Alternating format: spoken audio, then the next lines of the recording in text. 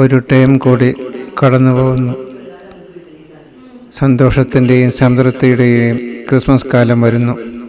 ഉറ്റവരെയും പ്രിയപ്പെട്ട കൂട്ടുകാരെയും നഷ്ടമായ ഒരു കൂട്ടുകാരി ഇവിടെ മുണ്ടക്കൈ ചൂരൽമല പ്രകൃതി ദുരന്തത്തിൻ്റെ ഇരയായി ഇവിടെ ബാക്കിയുണ്ട്. താൽക്കാലികമായി ക്ലാസ്സുകൾ നടക്കുന്ന സ്കൂൾ നമുക്ക് കാണാൻ പറ്റും.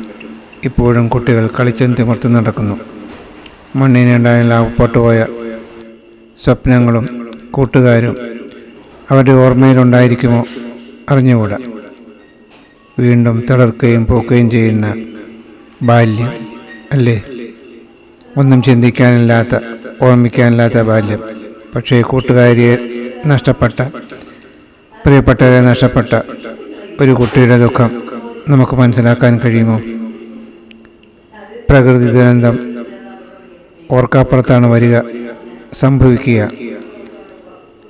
തടയാൻ മറ്റു മാർഗങ്ങളില്ല, കരുതിയിരിക്കാനേ കഴിയുള്ളൂ.